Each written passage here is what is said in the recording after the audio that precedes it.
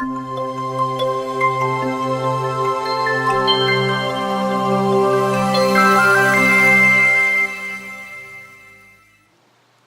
주일 대단했어요. 정말 너무 사람들이 많이 와가지고 저희는 자리 찾느라고 아래 우층을 왔다 갔다 했습니다. 겨우 어떻게 저 끝에다가 어떤 분이 의자를 놓아주셔서 겨우 앉아서 예배를 드릴 수 있었는데, 참으로 얼마나 많은 분들이 여러분의 교회를 사랑하고 또 관심을 가지고 부흥되기를 갈망하는가 하는 것을 아주 몸으로 느낀 시간이었습니다. 특별히 저는 이 두림교회가 저쪽 글랜데일 교회에서 시작할 때부터 지금까지 여러분의 교회를 지켜봐온 사람으로서 참 감격스러운 순간이었어요. 지난 40년 동안 하나님께서 여러분과 함께 하셨고 또 여러분의 헌신과 봉사를 통해서 교회를 부흥시켜 주셨는데, 그 헌신하신 여러분들의 노고에 대해서 진심으로 치하와 또 감사의 말씀을 드리기를 원합니다.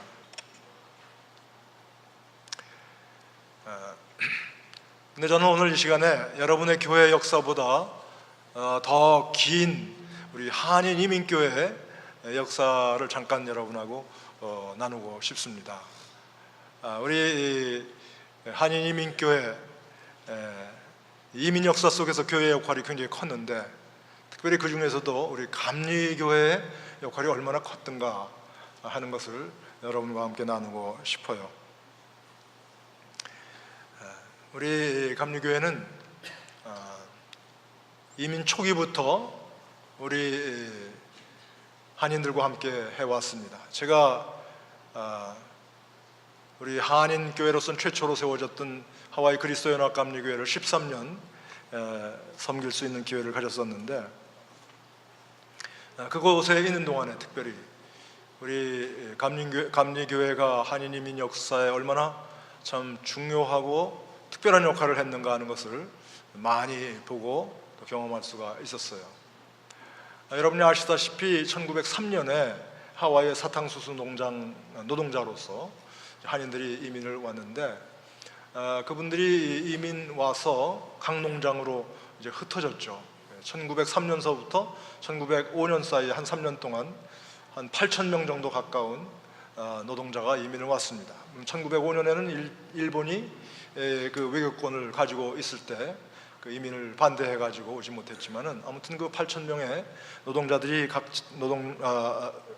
현장으로 이제 흩어졌는데, 1907년인가 8년의 기록을 보니까 하와이 주 전체에 그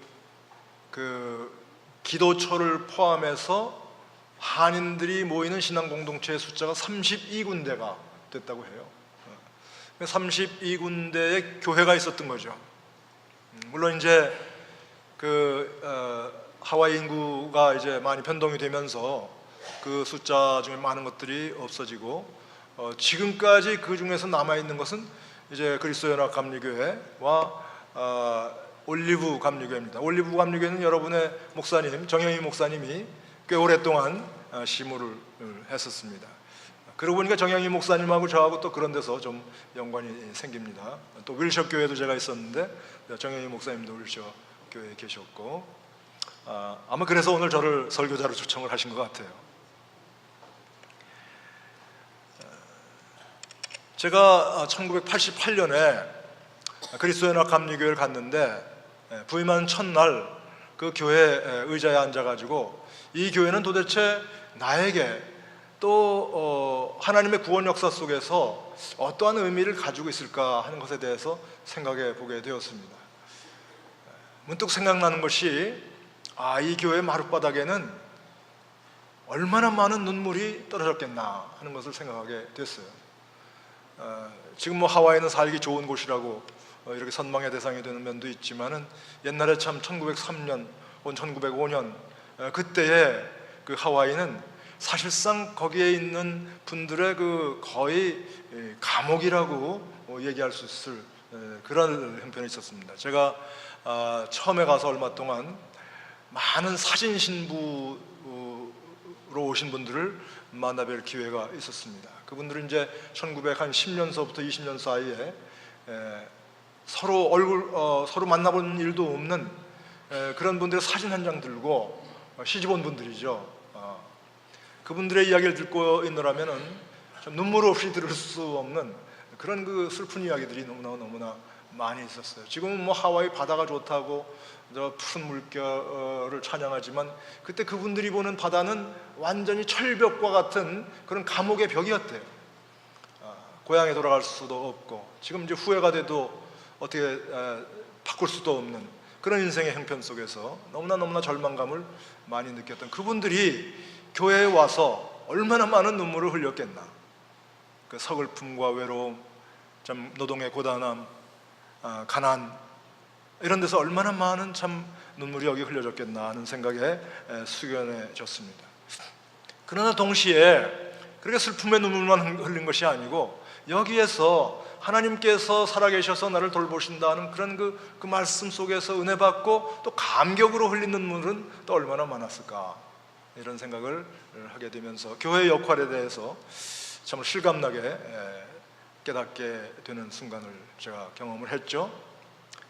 막 느끼면은 그 내가 발을 올리고 있는 그 마룻바닥에 이게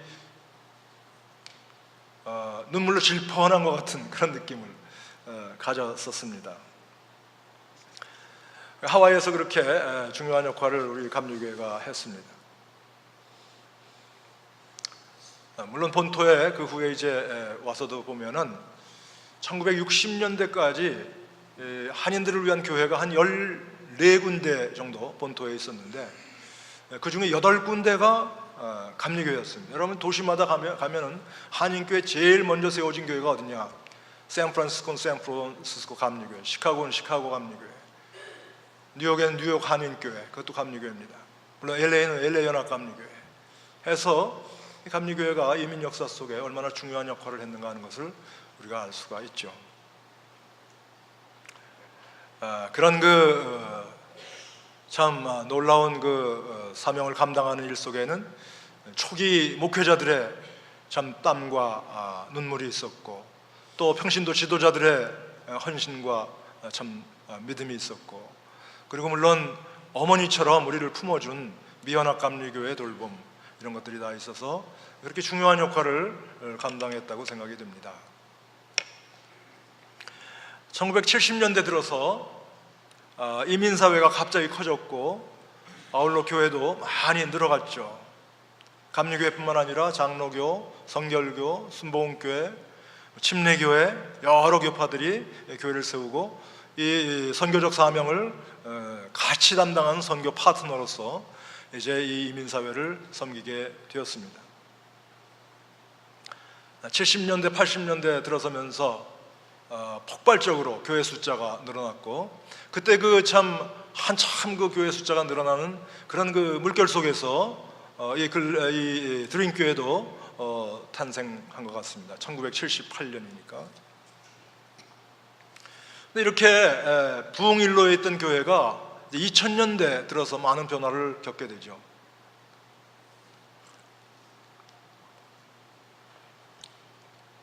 그리고 그 변화 한가운데 우리는 지금 있습니다.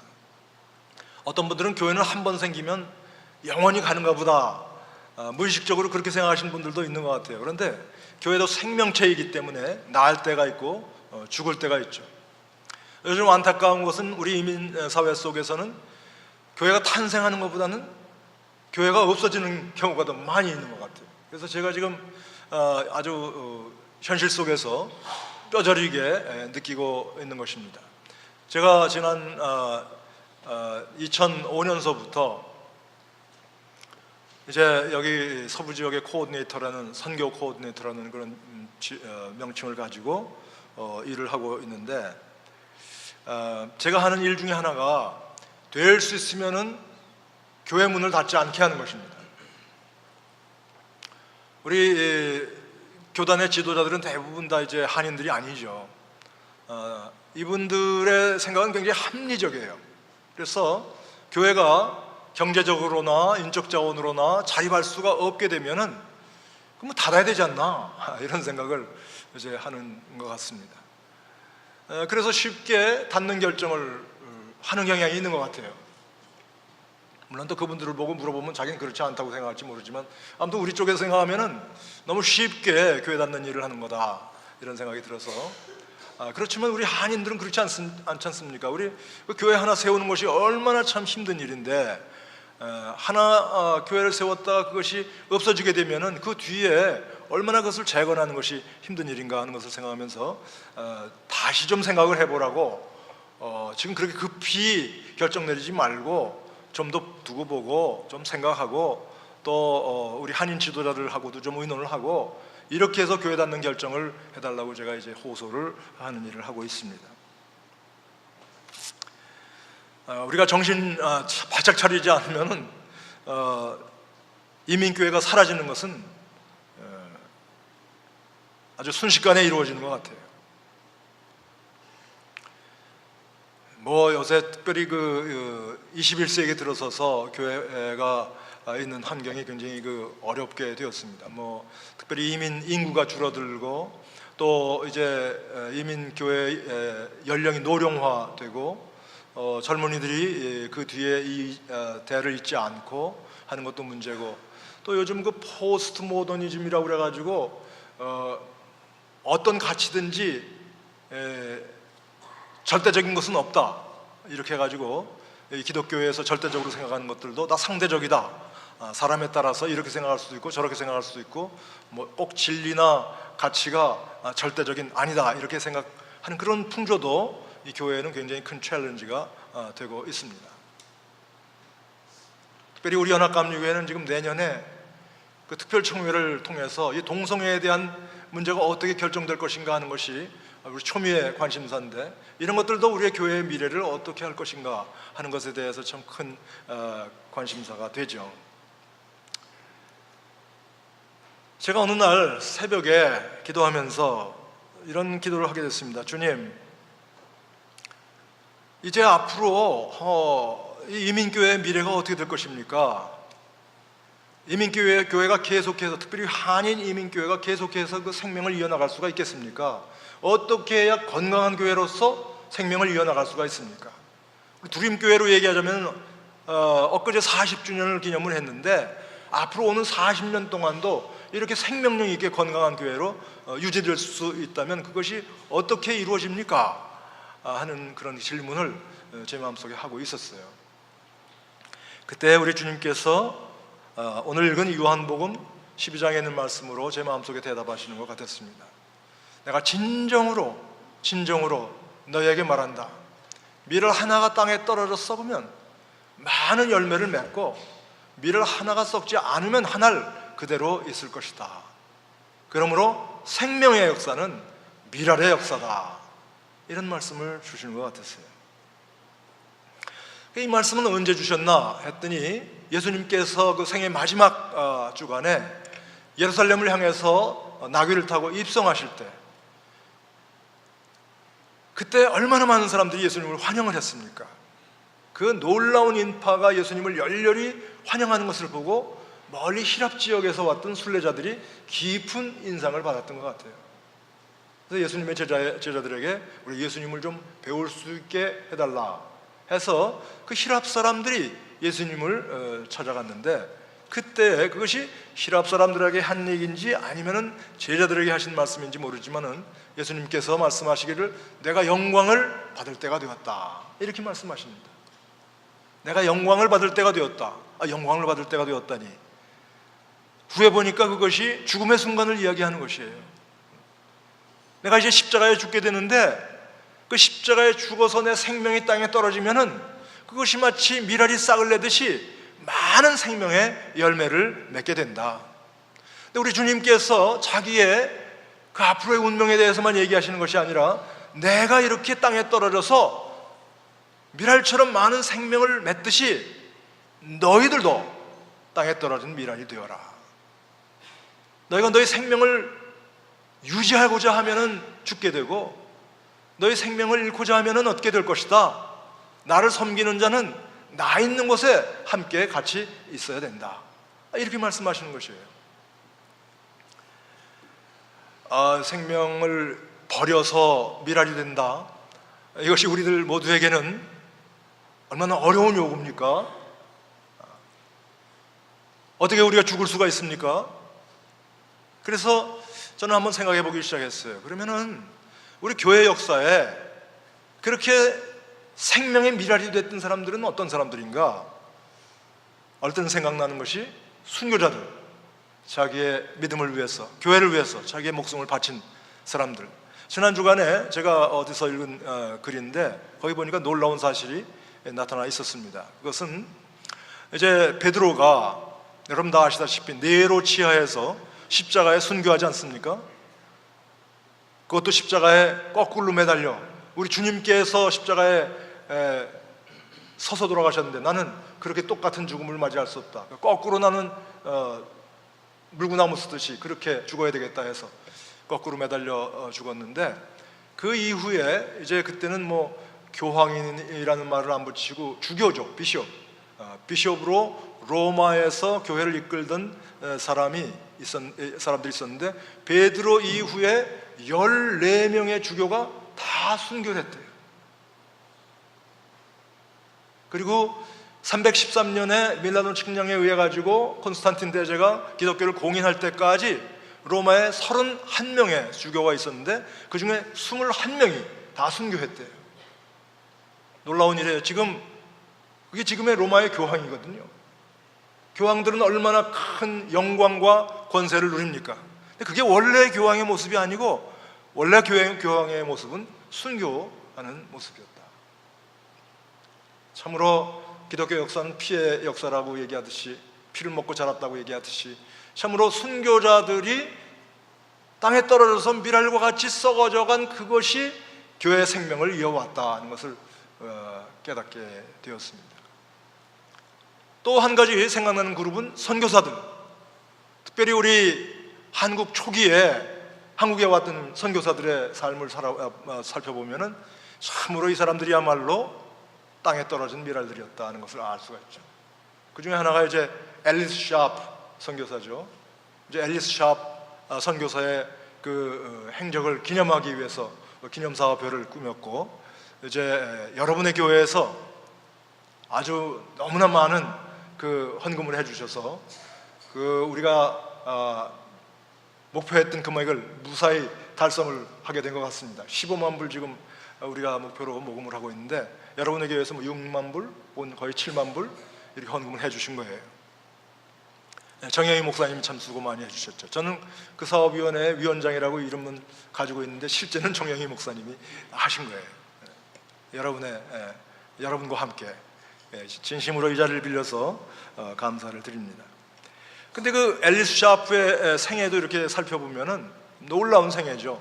1900년에 참으로 처녀로서, 그때로서는 전혀 미지의 세계였던 조선 땅에 선교사로 왔죠. 1903년에 로버트 샤프 선교사와 결혼을 했죠. 결혼하고 나서 공주에서 이제 선교사역을 하면서 얼마나 많은 일을 했는지 모릅니다.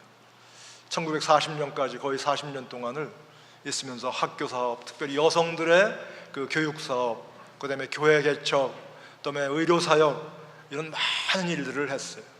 근데 앨리스 샤프 선교사의 생애를 살펴보면은 이렇게 많은 일을 한 것도 참으로 놀라운 일이지만은 그 어떠한 상황 속에서 이런 일을 했는가, 이것은 더 놀랍습니다. 1903년에 결혼을 했는데 1906년에 남편이 장티푸스로 세상을 떠나죠. 그러니까 젊은 여자가 아직도 신혼 시절이 지나지도 않았는데 남편이 세상을 떠나니까 얼마나 좀 실망이 됐겠습니까? 그래서 미국으로 돌아갑니다. 돌아갔는데 자꾸 자기의 마음속에 내가 있을 곳은 여기가 아니다, 내가 있을 곳은 여기가 아니다, 내가 있을 곳은 조선 땅이다, 이런 말씀이 들렸다는 거예요.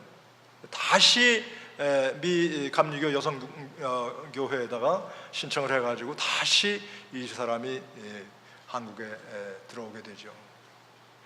뭐 슬하의 자녀도 없이 혼자서 전적으로 자기의 인생을 그리스도의 복음을 증거하고 조선의 백성을 사랑하는 그런 일에 헌신을 하다가 이제 일제에 의해서 쫓겨나가서 1940년에 다시 미국에 돌아옵니다. 우리 기념사업하는 위원회에서는 이제 그분의 유해를, 패사드나에 묻혀 있는 유해를 가져다가 한국에서 로버트 샵 남편하고 합장을 해보자 하는 것하고, 그 다음에 거기에다가 묘역을 꾸미고 그리고 동상을 만들어서, 이분이 특별히 유관순 열사를 키운 사람이에요. 그래서 유관순과 함께 동상을 만들어서 기념을 하자 하는 일을 하고 있습니다. 근데 이분뿐만 아닙니다. 참으로 초기 선교사들의 이야기를 읽어볼 것 같으면은, 야, 어떻게 이렇게 희생을 했지? 어떻게 이렇게 전적으로 자기의 삶을 바쳤지? 하는 것이 참 마음의 감동으로 다가와요. 그래서 우리가 하는 일은 뭐 이렇게 그 유해를 가져가거나 동상을 만드는 거나 그거보다도 더 중요한 것은 이분들이 자기의 삶을 온전히 바쳐서 그 열매가 지금 얼마나 풍성합니까? 한국 기독교가 사실은 그분들의 열매라고 볼 수 있는데, 그리고 풍성한 열매를 맺었듯이 우리들도 그런 정신과 그런 믿음을 본받아서 우리의 삶 속에서 미랄이 되보자 하는, 그것이 이 사업의 정말로 중요한 요소라고 볼 수가 있습니다. 자, 그거는 그렇고, 뭐 순교자들, 그분들은 멀리 옛날에 있었던 분들이고, 선교사들, 그분들도 역시 남다른 믿음과 용기를 가지고 있었던 분들인데, 우리 같은 보통 사람들은 어떻게 미랄이 될 수가 있는가, 이런 생각을 해봐요. 그래서 저는 제 목회 생활 속에서 경험했던 분들을 생각을 하기 시작했습니다. 그 중에 한 분이 하와이 그리스도교회에서 만났던 김인순 권사라는 분이에요. 그분 이제 돌아가셨는데, 참 이분은 아주 기구한 인생을 사신 분이죠. 6.25 때 전쟁 고아가 돼가지고 10대 처녀 시절에 고아원에서 살다가 그 후에는 고아원 보모 노릇을 하게 됐습니다. 그 고아로서 살면서 또한 고아원 보모로 일을 하면서 받았던 여러 가지 그 학대, 특별히 성적인 학대, 가난, 이렇게 그 모욕, 이런 것들 얘기를 들어보면 참 그 눈물 나지 않을 수가 없어요. 근데 이분이 다행히도 마음씨 좋은 미국 사람을 만나가지고, 그리고 이제 미국으로 오게 되죠. 미국 저 미주리주, 처음에는 미주리주에 갔다가 유타로 갔다가 이제 캘리포니아로 왔다가 다시 하와이에 오시게 됐는데, 그 삶이 얼마나 한이 많았겠어요. 자기는 마음씨 좋은 미국 사람하고 결혼했지만은 일생 동안 그 마음의 허전함, 쓸쓸함, 외로움, 이런 것을 떨쳐버릴 수가 없었대요. 근데 그분이 이제 하와이 와서 교회를 다니기 시작한 거죠. 근데 이분이 교회에서 무슨 일을 주로 하셨냐면은 화단 가꾸는 일하고 청소하는 일을 하셨어요. 그런데 매일같이 오세요. 매일같이 와서 화단을 가꾸세요. 매일같이 와서 교회 청소를 하세요. 내 마음속에 너무나 안쓰러운 생각이 들었어요. 저렇게 안 해도 되는데 왜 다른 사람들 같이 좀 이렇게 슬슬하지, 그리고 전력을 다해서 봉사를 하시나. 어느 날 이분이 제 방 청소를 하겠다고, 사무실 청소를 하겠다고 제 방에 들어오셨어요. 제가 그렇게 말씀드렸어요. 권사님, 그렇게 안 하셔도 돼요. 좀 슬슬 하세요. 자기 몸도 좀 돌봐야 되고 자기 시간도 좀 가져야지 이렇게 교회에다 전부 다 쏟아보면 어떡합니까? 그랬더니 이분이 정색을 하고 저한테 이렇게 항의조로 말씀을 하세요. 목사님, 이것은 제 보람이고 즐거움이에요. 저는 교회에 와서 삶이 바뀌었어요. 저는 교회에 와서 예수님 만났고 예수님 만난 후에 제 삶이 완전히 바뀌었어요. 목사님이 제가 옛날에 어떻게 살았는지 모르니까 지금 그런 말씀을 하시지만, 이런 모습은 제 새로운 삶의 모습이에요. 제가 이와 같이 큰 은혜를 받았는데 이 정도도 하면 안 되나요? 이렇게 말씀을 하셔서 제가 아주 말문이 막혔습니다. 제가 마음속에 그렇지, 교회 역사는 이런 분들의 희생과 봉사로 이어져 오는 거로구나. 우리가 교회 역사를 책에서 볼 것 같으면은 무슨 교황들의 이야기, 신학자들의 이야기, 무슨 목사들의 이야기, 어떤 재정적으로 기부를 많이 한 사람들의 이야기, 이런 사람들의 이야기로 채워 있을지 모르지만은 정말 천국에서 교회 역사를 쓴다면 바로 이분들의 이야기가 그 역사의 내용이 될 것이다, 이런 생각을 하게 됐습니다. 이 드림교회도 분명히 이름도 없이 빛도 없이 숨어서 봉사하시는 분들이 많이 계실 거예요. 지난주에도 보니까 엄청난 봉사를 많은 분들이 하시던데, 혹시 여러분 중에서 내가 이런 수고를 한다고 누가 알아줄까? 이렇게 생각하시는 분들, 천상에서 여러분의 수고를 알아주실 줄로 믿습니다.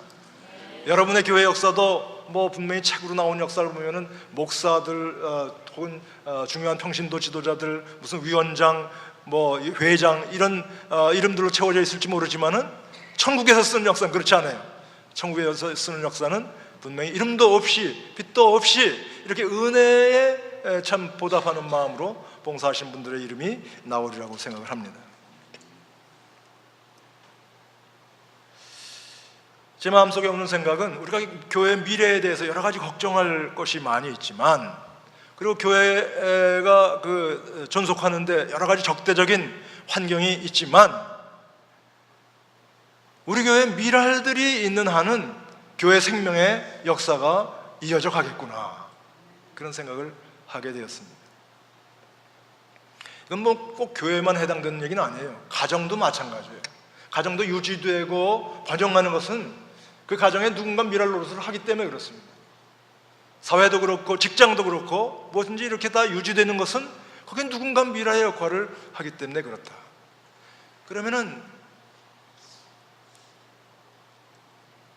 어떤 사람이 미랄이 되는가? 혹시 이 설교를 들으시고 그래, 미랄의 역할이 중요한 것이다, 나도 이젠 미랄의 역할을 해야 되겠다, 이렇게 생각하시는 분들이 계실지 모르지만, 미랄 되는 거 그렇게 결심한다고 쉽게 되는 거 아니에요. 우리의 자아는 언제나 자기 유익, 자기 편리, 자기 영광, 자기 위주로 되어 있기 때문에 나를 내려놓고 이렇게 공동체의 선을 위하고 주님의 나라를 위해서 나를 죽이는 것이 얼마나 힘든가 하는 것을 우리는 경험을 하죠. 어떤 분이 제가 그렇게 얘기를 하세요. 나는 내 책상 앞에 벽에다가 사망 신고서를 붙여놓고 산다. 그래서 이름을 아무개 쓰고, 거기에 자기 결심한 날 쓰고, 그 다음에는 거기다가 이날로 나는 죽고 내 안에 예수만 살아계시다, 이렇게 쓴대요. 그렇게 쓰고서 죽는 연습을 하는데도 참 죽기가 힘들다, 이렇게 이야기를 하시는 것을 들은 일이 있습니다. 여러분, 예수님의 제자들이 예수님 생전에 자기들도 예수님하고 같이 죽겠다고 얼마나 장담을 했습니까? 결심하고 선언했죠. 그 결심은 절대로 거짓 결심이 아니었어요. 진심이 어린 결심이었지만, 막상 예수님께서 돌아가실 때 그 제자들은 다 어디 있었습니까? 그 십자가 옆에 보니까 예수님의 제자들은 한 사람도 남아있는 사람이 없어요. 요한복음엔 혹시 요한이라는 제자가 남아있었다고 얘기하는 것 같지만은, 마가복음이나 마태복음은 다 예수님의 제자들은 도망갔다고 그랬어요. 그러면은 그 예수님의 십자가를 끝까지 지킨 사람은 누구인가? 여인들이 지켰다. 복음서는 그렇게 이야기를 하고 있습니다. 갈릴리에서 온 여인들이 예수님의 십자가 곁을 지켰다. 그럼 갈릴리에서 온 여인들이 누구인가? 봤더니 막달라 마리아, 7 귀신 들렸다가 치유함을 받은 막달라 마리아가 거기 있었습니다. 이름은 나오지 않지만 혹시 12년 동안 혈류증 들렸다가 나은 여인도 아마 거기 있지 않았을까? 18년 동안 귀신에 잡혀가지고 허리가 구부러진 채로 살았다가 예수님을 만나서 고침을 받은 그 여인도 아마 거기 있었을지 모르겠다. 다른 말로 하면은, 누가 미랄이 될 수 있는가? 그것은 예수의 사랑을 체험한 자만이 미랄이 될 수가 있다 하는 것을 우리에게 가르쳐 주고 있습니다. 우리가 사랑의 체험을 하기 전에는 아무리 결심을 하고 미랄되는 것이 참 좋겠다 이렇게 생각이 되어도 미랄되기가 가능하지 않습니다. 예수의 사랑을 경험하기 전까지는 아무리 결심을 해도 예수의 십자가 곁에 설 수가 없는 것과 마찬가지입니다. 물론 제자들도 부활하신 주님 만나서 그의 용서하시는 사랑을 경험한 후에, 그 은혜를 깊이 체험한 후에 비로소 떨어지는 미랄이 됐죠. 모두 다 순교했다고 합니다. 요한만 빼고는 다 순교했대요. 제가 이제 5년 전에 은퇴했습니다. 은퇴하는 그날 제가 섬기던 복음연합감리교회에서 은퇴 예배를 봤는데 참 너무 신났어요. 왜냐하면 그 성도들이 저한테 이렇게 얘기를 하시더라고요. 목사님, 이제는 목사님이 원하시는 걸 하면서 사세요. 이젠 교회에 매이지 마세요. 이젠 교회에 주일 예배만 나오세요. 새벽 기도회도 그저 좀 쉬세요. 새벽 기도회 하느라고 좀 힘들었거든요. 쉬라고 그러고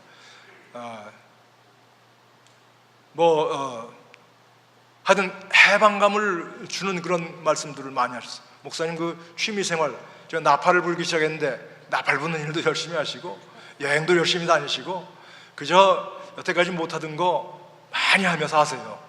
이렇게 저한테 덕담을 하십니다. 그 말씀이 참 좋게 들렸어요.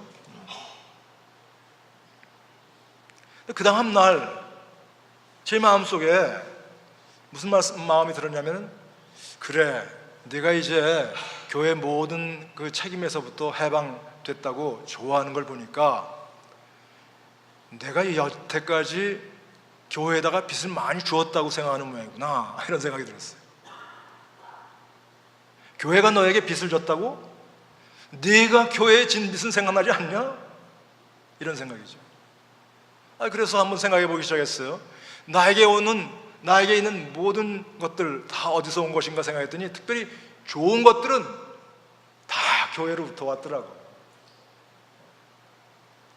믿음의 부모님을 주신 것도 교회를 통해서, 또 믿음의 아내를 만난 것도 교회를 통해서, 아이들이 믿음 속에서 자라게 된 것도 교회를 통해서, 내가 가지고 있는 진실한 친구들 다 교회를 통해서, 심지어 내가 먹고 사는 생활비도 교회를 통해서 온 것이 아닌가, 이런 생각이 들었습니다.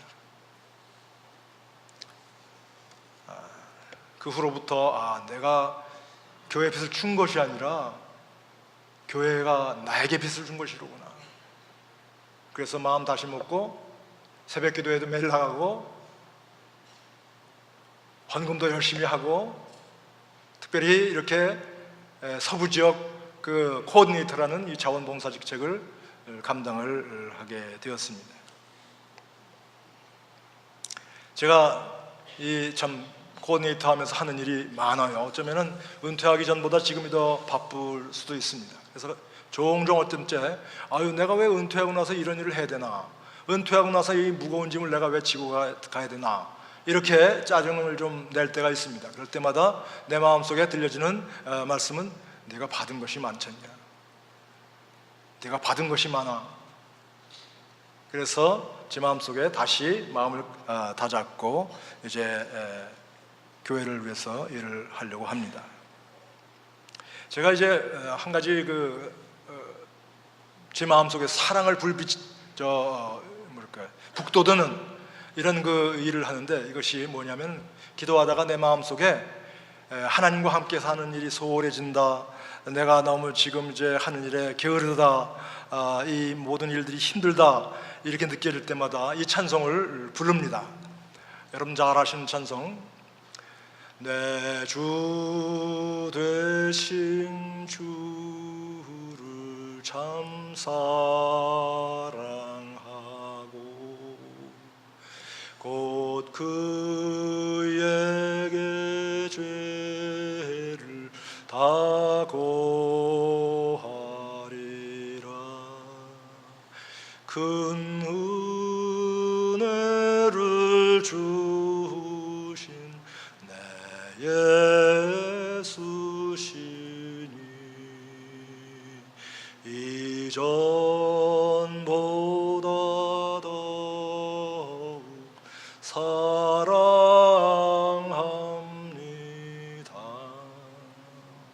이런 노래를 부르면서 제 마음의 사랑의 불을 지피죠.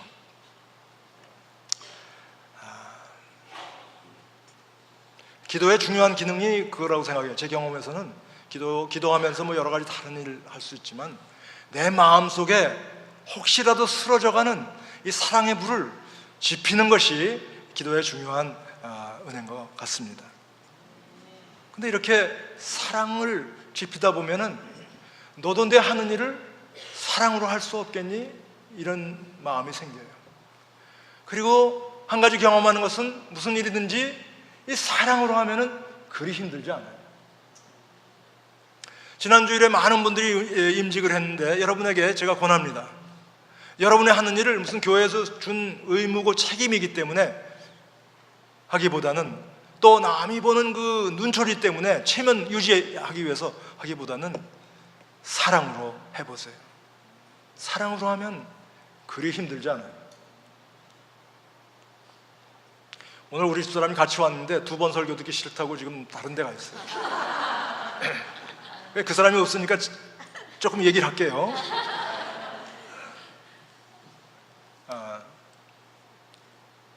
제가 이제 장가 갈 때 제 아내는 경상남도 하만이라는 곳에 살고 있었어요. 마산 옆에 하만.